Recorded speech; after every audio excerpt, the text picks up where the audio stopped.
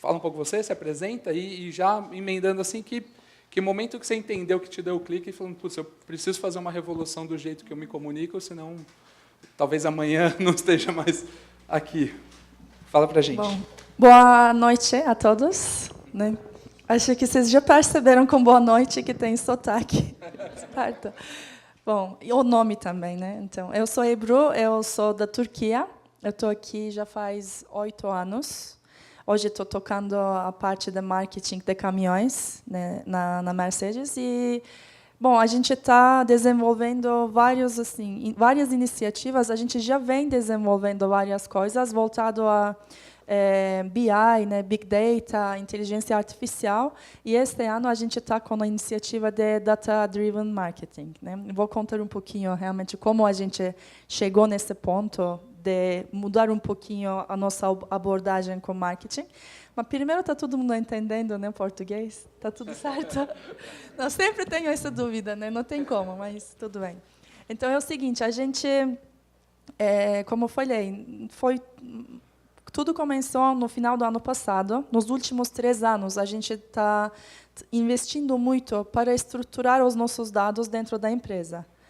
Porque aquela coisa de transformação digital, inteligência artificial, né, toda a parte da indústria 4.0, a gente sentia que isso não é apenas uma coisa que vem e vai, né? A gente tem que fazer parte. Então, uns 3 anos atrás, mesmo com a crise super grande que ainda nem terminou, né? A gente está no finalzinho, espero, da toda a parte de crise, corte de budget e tudo mais, a gente investiu muito para estruturar os dados.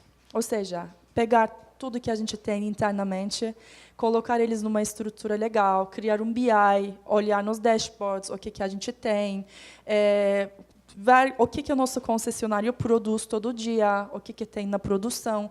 Ou seja, de alguma forma, a gente tentou coletar todos os dados. Isso demorou mais ou menos uns 2 anos. No final desse período, né, claro que chegou um momento, todo mundo perguntando, olha, hoje você tem todos os dados, e agora? Vai fazer o quê? Né? Assim, a gente já está tomando decisão, olhando no dado, por que a gente não faz assim assado? Ou seja, tinha realmente uma estrutura, um investimento feito, só que ainda não existia um processo onde você, de fato, aproveita toda a estrutura que você montou. Ano passado, né, aqui até que tem pessoal que a gente trabalha juntos, a gente estava fazendo uma campanha, mais ou menos tipo, em agosto, que a gente demorou 1 ano para desenvolver, com uma celebridade, uma coisa super grande. A gente tinha alugado um estúdio enorme, assim. Lá tinham umas 120 pessoas correndo de um lado para o outro, sabe, gravando, fazendo assim.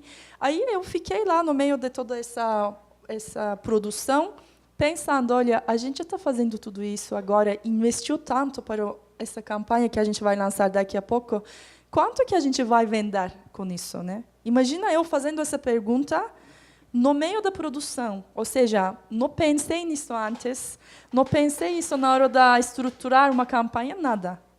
A ideia era super legal da campanha, a gente brilhou quando a gente ouviu, a agência trouxe para nós, a gente falou, vamos fazer, mas ninguém nunca pensou sobre o retorno.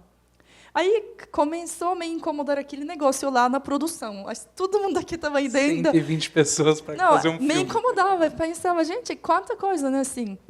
Enfim, depois eu chamei a agência, eu falei, gente, não tá tudo ótimo. Eles estavam preocupados, inclusive, com o make-up, né? Como se fala? Não, com o... Para making off. É isso, para filmar tudo, porque ia aplicar para prêmio depois, porque ia ganhar melhor campanha e tudo mais, né? Ou seja, a gente até estava fazendo isso. Aí perguntei, olha, como que a gente faz agora retorno disso? Onde que a gente vai aplicar? Qual que é o segmento? Várias coisas. Enfim, eles falaram, não, a gente vai planejar tudo, está tudo certo. Só que chegou no momento, quando a gente ficou pronto com a campanha, a gente viu que não existia estoque desse produto que a gente ia promover, tinha disponibilidade, porque tinha acontecido naquele período que a gente estava produzindo, sei lá, vendeu e realmente não tinha mais estoque desse produto. Claro que você não pode deixar de fazer a campanha porque você já produziu tudo, já gastou tudo, enfim. Isso tudo foi um momento que, assim, a gente parou. O meu chefe, fui lá, conversei com ele, falei, olha, como que a gente não pensa, né? Nunca ninguém me cobra por quê? Nunca você me perguntou quanto que eu gastei por essa campanha e quanto que... Enfim, Imagina, coloca uma eu campanha fiz no essa ar e não pergunta tem um para ele. produto, né? Não tem um produto para vender. E aí que a gente começou, né, pensar, olha, já que tem pesquisar e consultar para alguns parceiros que a gente tem, e assim que a gente começou a desenvolver todo esse projeto. Hoje, Legal. espero a partir de março, né, vocês estão junto com a gente vai começar, que depois conto como é. Muito bom, muito bom. É bastante comum, assim, várias empresas e pessoas que a gente conversa, amigos de mercado e empresas que a gente visita e entende que você tem Não, a gente é super data-driven aqui na minha campanha do Google, do Facebook, né, no meu mundo digital. A tua linha de produção está alinhada com o DataViva, o investimento tem ROI alinhado, você tem produto para distribuir, tua logística está pronta para tudo isso, então todo esse conceito de dados ela é muito maior, né? Lê, se apresenta para todos e acho que é legal nesse momento já falar assim, como é que está essa procura? Assim, muita gente está procurando, principalmente o curso, né, de Big Data, Data Science e tudo mais. Quem é o perfil dessa pessoa que está procurando? O que eles pensam na hora que eles vão fazer o curso? Eu vou fazer um curso aqui já estão nessa função e estão correndo atrás do conhecimento, estão se preparando para... Me fala um pouco desse perfil da galera que está indo atrás. Legal. Bom, boa noite. Bom, só falando um pouquinho sobre a Terra, a gente desenvolveu, já está há 3 anos, a gente desenvolveu um modelo de ensino com foco especificamente em competências que são muito novas e que vêm na esteira de tecnologia, que naturalmente tem uma demanda muito alta no mercado de trabalho, e até por elas serem novas e não ter uma base de formação para elas, a gente precisa de uma maneira de aprendê-las rapidamente, e o modelo de pós-graduação, principalmente, era muito difícil de conseguir suprir com isso. Então, nosso modelo tem 3 meses, em geral 10 a 12 semanas, depende dos programas, e a gente trabalha em 4 verticais, que é design de experiência, gestão de produtos digitais, data science e marketing digital. Então, assim, agora, assim, falando especificamente de Data Science, é um programa que a gente lançou em outubro de 2017. A gente está agora na 6ª turma, então vão ser 180 Data Scientists formados por pessoas como a Bárbara, inclusive, que faz parte da nossa rede. E tem sido muito interessante até ver a mudança do perfil das pessoas que passam por lá. Então, no começo, a gente recebeu muitos engenheiros de software, que acho que, como ciência de dados tem principalmente quem atua na posição mesmo de data scientist, tem uma base forte de programação, né? Em geral, trabalham com várias linguagens, a Bárbara pode falar um pouco melhor, mas R e Python são as mais conhecidas. Então, eles já estão mais próximos, vamos dizer assim, da competência técnica para operar, né? E eles vinham, acho que muito com a motivação de fazer uma virada de carreira, assim mesmo, né? Então, como a partir dessa base que eu tenho de conhecimento, eu consigo aplicar isso em algum outro lugar. Então, era majoritariamente isso. Depois, com o passar do tempo, começou a entrar gente de BI, querendo fazer transição também. Então, aí são pessoas que, em geral, não têm a parte técnica de programação, mas têm a parte analítica, de conhecimento de negócios, e aí começam a migrar, né, e reinventar até as suas próprias carreiras em face disso. E agora a gente está com um mix, começou essa semana, inclusive, uma turma com 30 pessoas, e é um mix muito interessante. Tem profissionais de marketing, tem profissionais das áreas de negócio, continuam tendo engenheiros de software. Vocês têm mais dificuldade? Assim, uma pessoa que hoje atua numa área de negócio, seja frente que for da área, como é que é lidar com essa parte mais técnica do assunto? Até assim, o nosso programa é um programa bem técnico, dentro do que é possível dentro do mundo de data science. Assim, né? Você pode entender os conceitos macro, né, assim, de como que funciona um algoritmo, o que ele faz, o que é algoritmo, aprendizado de máquina supervisionado, não supervisionado, tem tudo isso que você consegue entender no nível mais intelectual. E aí tem a segunda parte, que é a aplicação técnica disso, né? Então, quem vem de negócios, em geral, sofre muito com essa parte. A gente tem quase um mês de preparação com cursos à distância e também mentorias presenciais para dar essa base de Python que pode possibilitar que as pessoas depois entendam como aplicar determinados algoritmos em situações específicas do negócio.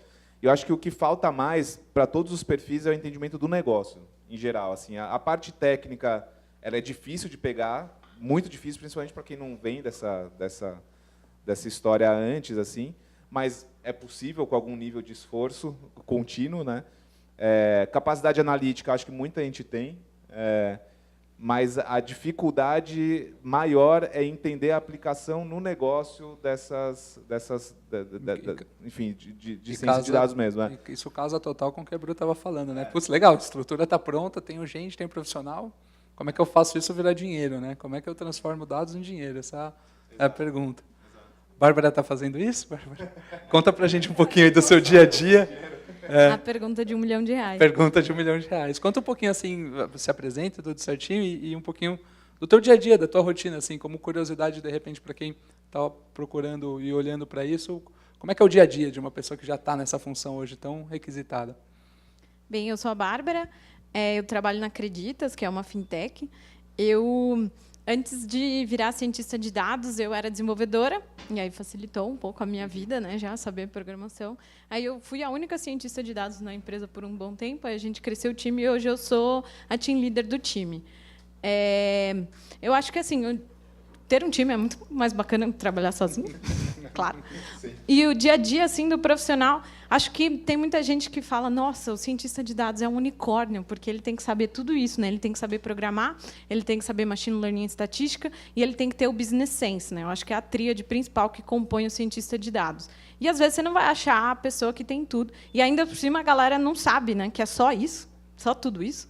E aí quer que você também seja um engenheiro de dados, a pessoa que vai pôr o modelo em produção, que vai captar todos os dados, que vai fazer toda a análise.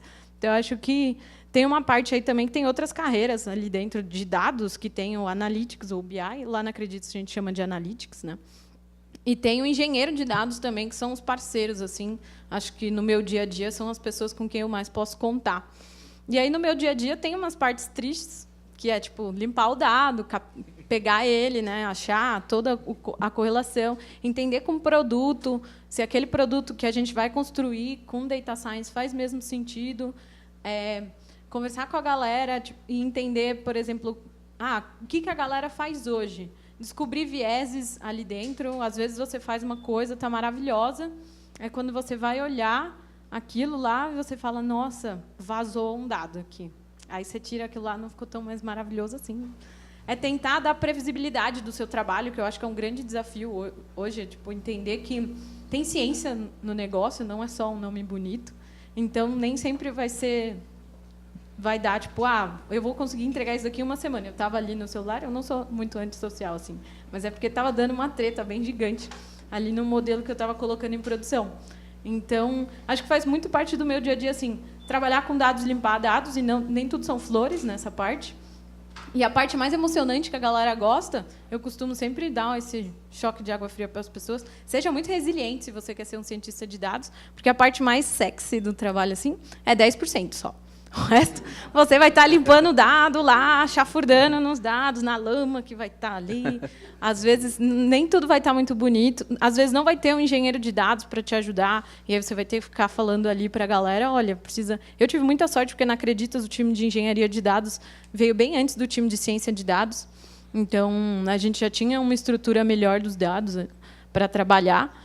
E depois de um tempo você vai ter que ficar ali entendendo o seu modelo, o que eu fiz aqui, será que como eu posso melhorar? Aí que é a parte mais legal, né? Então, beleza, terminei, agora que eu vou avaliar, entender como é que eu encaixo isso no negócio.